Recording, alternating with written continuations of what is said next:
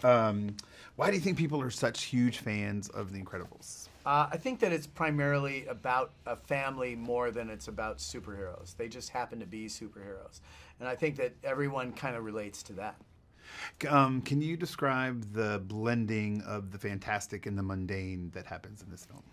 Well, that was a core idea from the first film, that you don't do one without doing the other. And that's, I think, part of what makes it relatable. Is I always loved, when I was a kid, I was a big fan of Walt Disney's work. And they did a version of Cinderella where the fairy godmother comes out with her wand and she starts to do it and then looks at it and has to whap it a few times to get the pixie dust coming out of it like it's a clogged pen. I love that because it made magic seem everyday and like just as it doesn't work all the time, just like reality. Yeah. And anytime that blend happens, I'm in. It's like I loved when Han Solo got in the Millennium Falcon, which goes faster than light, and starts it up and it kind of goes, and he has to hit the side to get it to work. That I understand. And so we try to do that with superheroes. Yeah, and the superheroes in this film, their powers are an extension of who they are, who their personality is. And which part of their life they're in. And what part of their life they're in. And even our new superheroes have powers that are kind of an extension of who they are in some cases. So I think that makes it more fun.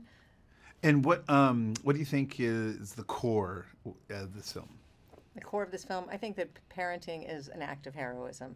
It's really hard to be a parent. It's hard to do the right thing, but especially as a parent, you have to stretch. You have to push yourself through exhaustion to do the right thing, and I think that's the core message. And not all superheroes are up to that. Agreed. Agreed. And speaking of parenting, what is your take on Helen and what she has to go through to decide to leave the family and go into the super life again? Helen makes a choice to go out and support her family. They need her to go out there and make some money, and they also need her to make supers illegal again. She wants her kids to be fully realized as supers in the world. She wants her family to be able to live out in the open again. So she takes the assignment. As hard as it is to leave her family, she's got to take that assignment to make the world a better place. This makes it sound very well-meaning and good for you, like broccoli. It's actually a lot of fun, okay? Yes. Big tubs of popcorn, giant sodas. Just get everybody in with multiple straws and hands and enjoy summer. That's what this is about. Yeah, several people have said there'll be a question at the end about what do you expect people to take out, take with them when they leave this film. They've all said joy, just joy and fun. Yeah, cool. So that your message is hitting home with everybody. But you get some broccoli along the way. You're going to be healthy too. Yes, it's hidden in the popcorn. Broccoli popcorn, like the broccoli pizza. No. It's ground up to a subatomic level. You'll never taste it. You'll never even know you tastes like got the it. best popcorn you've ever had. Perfect. And I don't write these questions. I just ask them. So don't.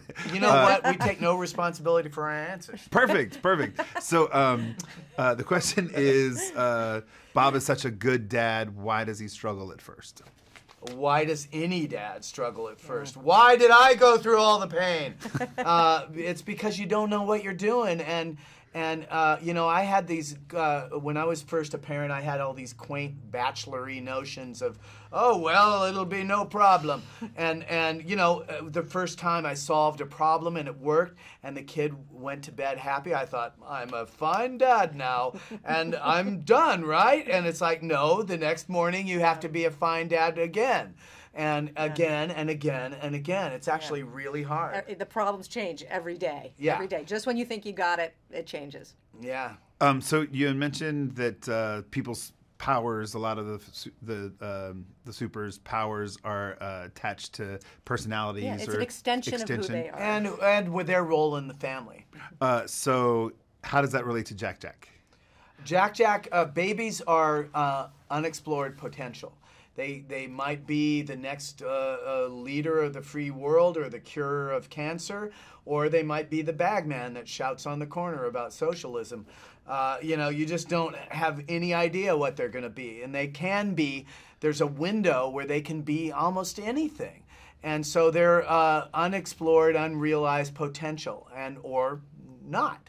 You don't know. And that's what babies are to me anyway. They're roll the dice and see what happens. Babysit parents, Holly Hunter and Craig T. Nelson bring those parents to life. What about their voices did you guys... Oh, I love Craig T. Nelson's delivery because he has this great mix of being of strength and bravado and vulnerability and cluelessness. Well, what's funny is when we were talking about the character on the first film, people were asking, you know, who are you going to get for a voice? And I said, I don't know. I said, he's kind of a Craig T. Nelson kind of guy. You know Craig T. Nelson, how he seems like he played sports, but he's also your best pal from next door, you know? And, you know, and finally, it like dawned on us, maybe we should get Craig T. Nelson, you know? And so, you know, he's the perfect Bob, Mr. Incredible, and Holly's the perfect Elastigirl, and it goes down the line. You know, Sam Jackson was my first choice for Frozone, and everyone, Sarah Vowell, I heard her on the radio and thought, that's Violet. And so just every single one. We have Catherine Keener and Bob Odenkirk in the new film, and Sam Jackson, I mentioned. And Sophia Bush as our new Void. Void, yeah.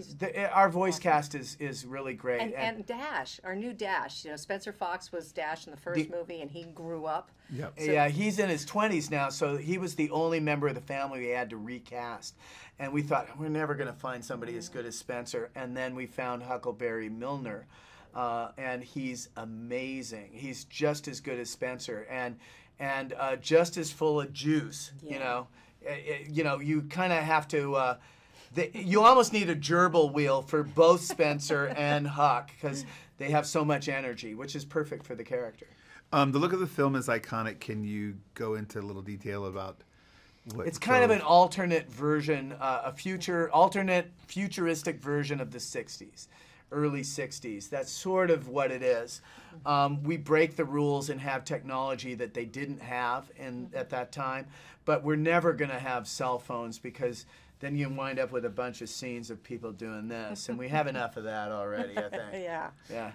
Can you talk a little bit about the relationship between the score, Michael's always beautiful scores that he provides for you guys? Well, the first Incredibles was Michael's first score for movies.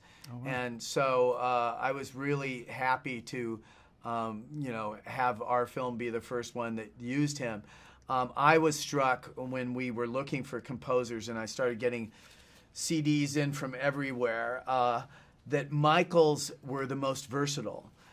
He had done video game scores and he had done television. He had done Alias for television. And he was able to do World War II. He could do old 20s sound. He could do space opera. He could do classical, every single kind of jazz, every single kind of thing he had. It was like he was able to speak multiple languages. And that was, as a storyteller, that was perfect for me because I want to do a lot of different kind of movies.